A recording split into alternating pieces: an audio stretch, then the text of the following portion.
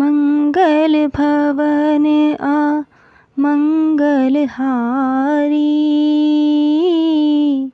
द्रवौ सुदशरथ अजिर बिहारी। राम सिया राम जय जय राम। राम सिया राम जय जय राम। जय श्री राम। तीसरा अध्याय, माघ मास में रामायण श्रवण का फल। राजा सुमति और सत्यवती के पूर्व जन्म का इतिहास। सनत कुमार ने कहा, ब्रह्मर्षि नारद जी, आपने यह अद्भुत इतिहास सुनाया है। अब रामायण के महात्म्य का पुनः विस्तार पूर्वक वर्णन कीजिए। आपने कार्तिक मास में रामायण के श्रवण की महिमा बताई, अब कृपा पूर्वक दूसरे मास का महात्म्य बताइए। मुने, आपके वचनामृत से किसको संतोष नहीं होगा। नारद जी ने कहा, महात्माओं, आप सब लोग निश्चय ही बड़े भाग्यशाली एवं कृत्य हैं, इसमें संशय नहीं है, क्योंकि आप भक्ति भाव से भगवान श्री राम की महिमा सुनने के लिए उद्यत हुए हैं। ब्रह्मवादी मुनियों ने भगवान श्री राम के महात्म्य का श्रवण पुण्यात्मा पुरुषों के लिए परम दुर्लभ बताया है। महर्षियों, अब आप लोग एक विचित्र पुरातन इतिहास सुनिए, जो समस्त पापों का निवारण और संपूर्ण रोगों का विनाश करने वाला है। पूर्व काल की बात है, द्वापर में सुमति नाम से प्रसिद्ध एक राजा हो गए हैं। उनका जन्म चंद्रवंश में हुआ था। वे श्री संपन्न और सातों द्वीपों के एकमात्र सम्राट थे। उनका मन सदा धर्म में ही लगा रहता था।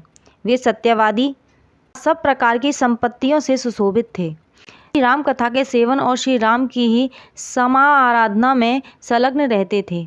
श्री राम जी की पूजा अर्चना में लगे रहने वाले भक्तों की वे सदा सेवा करते थे। उनमें अहंकार का नाम भी नहीं था।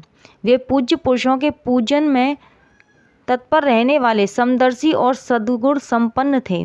राजा सुमति समस्त प्राणियों के हितैषी, शांत, कृतज्ञ और यशस्वी थे।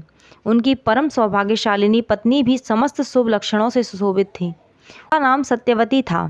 वह पतिव्रता थी। पति में ही उसके प्राण बसते थे। वे दोनों पति पत्नी सदा रामायण के ही पढ़ने और सुनने में संलग्न रहते थे। सदा अन्न का दान करते और प्रतिदिन जल दान में प्रवृत्त रहते थे। उन्होंने असंख्य पोखरों, बगीचों और बावड़ियों का निर्माण कराया था। महाभाग राजा सुमति भी सदा रामायण के ही अनुशीलन में लगे रहते थे। वे भक्ति भाव से भावित हो रामायण को ही बाँचते अथवा सुनते थे। इस प्रकार वे धर्मज्ञ नरेश सदा श्री राम की आराधना में ही तत्पर रहते थे। उनकी प्यारी पत्नी सत्यवती भी ऐसी ही थी। देवता भी उन दोनों दंपति की सदा भूरी भूरी प्रशंसा करते थे। एक दिन उन त्रिभुवन विख्यात धर्मात्मा राजा रानी को देखने के लिए विभांडक मुनि अपने बहुत से शिष्यों के साथ वहां आए। मुनिवर विभांडक को आया देख राजा सुमति को बड़ा सुख हुआ। वे पूजा की विशिष्ट सामग्री साथ ले पत्नी सहित उनकी आगवानी के लिए गए। जब मुनि का अतिथि सत्कार संपन्न हो गया और वे शांत भाव से आसन पर विराजमान हो गए, उस समय अपने आसन पर बैठे हुए भूपाल ने मुनि से हाथ जोड़कर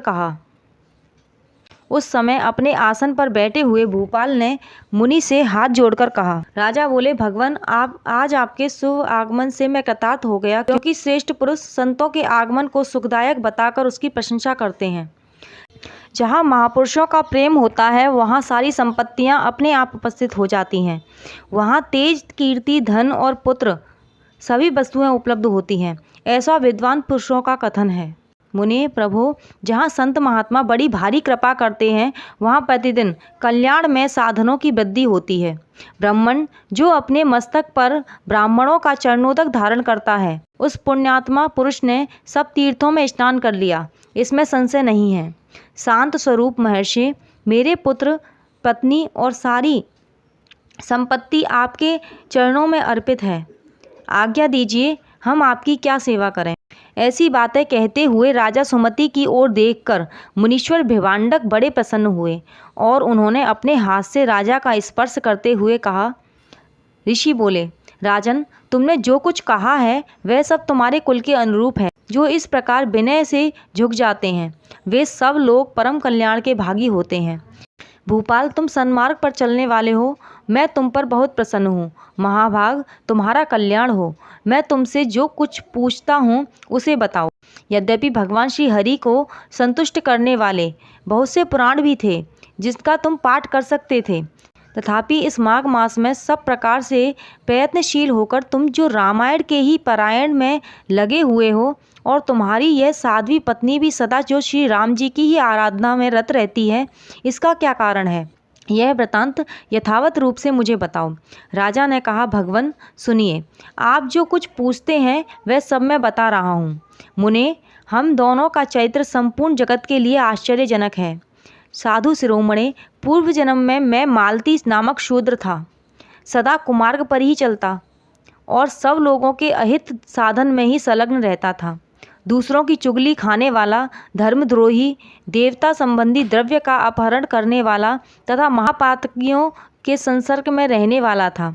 मैं देव संपत्ति से ही जीविका चलाता था। गौ हत्या, ब्राह्मण हत्या और चोरी करना यही अपना धंधा था। मैं सदा दूसरे प्राणियों की हिंसा में ही लगा रहता था। प्रतिदिन दूसरों से कठोर बातें बोलता, पाप करता और वेश्याओं में आसक्त रहता था। इस प्रकार कुछ काल तक घर में रहा।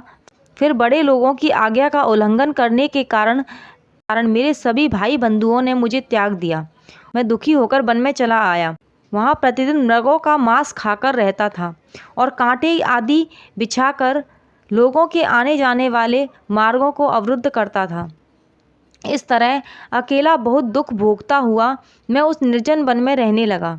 एक दिन की बात है, मैं भूखा प्यासा, थका मांदा, नींद्रा में झूमता हुआ एक निर्जन वन में आया। वहाँ देव योग से वशिष्ठ जी के आश्रम पर मेरी दृष्टि पड़ी। उस आश्रम के निकट एक विशाल सरोवर था जिसमें हंस और कारंडव आदि जल पक्षी छा रहे थे। मुनीश्वर, वह सरोवर चारों ओर से वन्य पुष्प समूहों द्वारा आच्छादित था। वहाँ जाकर मैंने पानी पिया और उसके तट पर बैठकर अपनी थकावट दूर की। फिर कुछ वृक्षों की जड़ें उखाड़कर उनके द्वारा अपनी भूख बुझाई। वशिष्ठ के उस आश्रम के पास ही मैं निवास करने लगा। टूटी फूटी स्फटिक शिलाओं को जोड़कर मैंने वहाँ दीवार खड़ी की। फिर पत्तों, तिनकों और काष्ठों द्वारा एक सुंदर घर बना लिया। उसी घर में रहकर मैं व्याधों की वृत्ति का आश्रय ले नाना प्रकार के मृगों को मारकर उन्हीं के द्वारा 20 वर्षों तक अपनी जीविका चलाता रहा। तदंतरी मेरी ये साध्वी पत्नी वहाँ मेरे पास आई। पूर्व जन्म में इसका नाम काली था। काली निषाद कुल की कन्या थी और विंध्य प्रदेश में उत्पन्न हुई थी। उसके भाई बंधुओं ने उसे त्याग दिया था। वह दुख से पीड़ित थी। उसका शरीर वृद्ध हो चला था। ब्राह्मण, वह भूख प्यास से शिथिल हो गई थी और इस सोच में पड़ी थी कि भोजन का कार्य कैसे चलेगा। देवयोग से घूमती घामती वह उसी निर्जन वन में आ पहुंची जिसमें मैं रहता था। गर्मी का महीना था। बाहर इसे धूप सता रही थी और भीतर मानसिक संताप अत्यंत पीड़ा दे रहा था। इस दुखनी नारी को देखकर मेरे मन में बड़ी दया आई। मैंने इसे पीने के लिए जल तथा खाने के लिए मांस और जंगली फल दिए। ब्राह्मण, काली जब विश्राम कर चुकी तब मैंने उससे उसका यथावत वृत्तांत पूछा। महामुनि, मेरे पूछने पर उसने जो अपने जन्म कर्म निवेदन किए थे उन्हें बताता हूँ, सुनिए। उसका नाम काली था और वह निषाद कुल की कन्या थी। विद्वान, उसके पिता का नाम दाम्बिक या दाविक था। वह उसी की पुत्री थी और विंध्य पर्वत पर निवास करती थी। सदा दूसरों का धन चुराना और चुगली खाना ही उसका काम था। एक दिन उसने अपने पति की हत्या कर डाली, इसलिए भाई बंधुओं ने उसे घर से निकाल दिया। ब्राह्मण, इस तरह परित्यक्तता काली उस दुर्गम एवं निर्जन वन में मेरे पास आई थी। उसने अपनी सारी करतूतें मुझे इसी रूप में बताई थी। मुने, तब वशिष्ठ जी के उस पवित्र आश्रम के निकट में और काली दोनों पति पत्नी का संबंध स्वीकार करके रहने और मांसाहार से जीवन निर्वाह करने लगे। एक दिन हम दोनों जीविका के निमित्त कुछ उद्यम करने के लिए वहाँ वशिष्ठ जी के आश्रम गए। महात्मन, वहाँ देवर्षियों का समाज जुटा हुआ था। वहीं देखकर हम लोग उधर गए थे। वहाँ माघ मास में प्रतिदिन ब्राह्मण लोग रामायण का पाठ करते हुए दिखाई देते थे। उस समय हम लोग निराहार थे और पुरुषार्थ करने में समर्थ होकर भी भूख प्यास से कष्ट पा रहे थे। अतः बिना इच्छा के ही वशिष्ठ जी के आश्रम पर चले गए थे। फिर लगातार 9 दिनों तक भक्ति पूर्वक रामायण की कथा सुनने के लिए हम दोनों वहां जाते रहे। मुने, उसी समय हम दोनों की मृत्यु हो गई। हमारे उस कर्म से भगवान मधुसूदन का मन प्रसन्न हो गया था, अतः उन्होंने हमें ले आने के लिए दूत भेजे। वे दूत हम दोनों को विमान में बिठाकर भगवान के परम पद उत्तम धाम में ले गए। हम दोनों देवादिदेव चक्रपाणी के निकट जा पहुँचे। वहाँ हमने जितने समय तक बड़े बड़े भोग भोगे थे वह बता रहे हैं। सुनिए। कोटि सहस्र और कोटि सतयुगों तक श्री राम धाम में निवास करके हम लोग ब्रह्मलोक में आए। वहाँ भी उतने ही समय तक रहकर हम इंद्रलोक में आ गए। मुनिश्रेष्ठ, इंद्रलोक के भी उतने ही काल तक परम उत्तम भोग भोगने के पश्चात हम क्रमशः इस पृथ्वी पर आए हैं। यहाँ भी रामायण के प्रसाद से हमें अतुल संपत्ति प्राप्त हुई है। मुने, अनिच्छा से रामायण का श्रवण करने पर भी हमें ऐसा फल प्राप्त हुआ है। धर्मात्मन, यदि 9 दिनों तक भक्ति भाव से रामायण की अमृतमयी कथा सुनी जाए तो वह जन्म, जरा और मृत्यु का नाश करने वाली होती है। विप्रवर, सुनिए। विवश होकर भी जो कर्म किया जाता है वह रामायण के प्रसाद से परम महान फल प्रदान करता है। नारद जी कहते हैं, यह सब सुनकर मुनीश्वर विवांडक राजा सुमति का अभिनंदन करके अपने तपोवन को चले गए। विप्रवरों, अतः आप लोग देवादिदेव चक्रपाणी भगवान श्री हरि की कथा सुनिए। रामायण कथा कामधेनु के समान अभिष्ट फल देने वाली बताई गई है।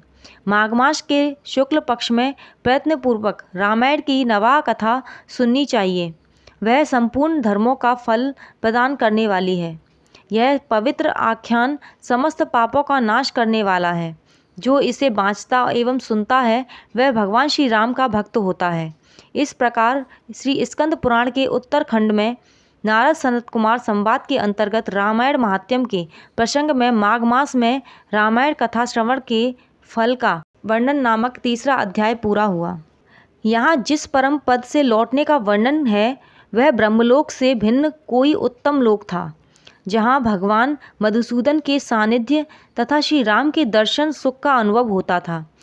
इसे साक्षात बैकुंठ या साकेत नहीं मानना चाहिए, क्योंकि वहाँ से पुनरावृत्ति नहीं होती। अनिच्छा से कथा श्रवण करने के कारण उन्हें अपुनरावृत्ति लोक नहीं मिला था। तो अब यहीं हम विश्राम लेते हैं। यदि आपको वीडियो अच्छी लगी तो लाइक एंड शेयर ज़रूर करें एंड चैनल को सब्सक्राइब करें। धन्यवाद। राधे राधे।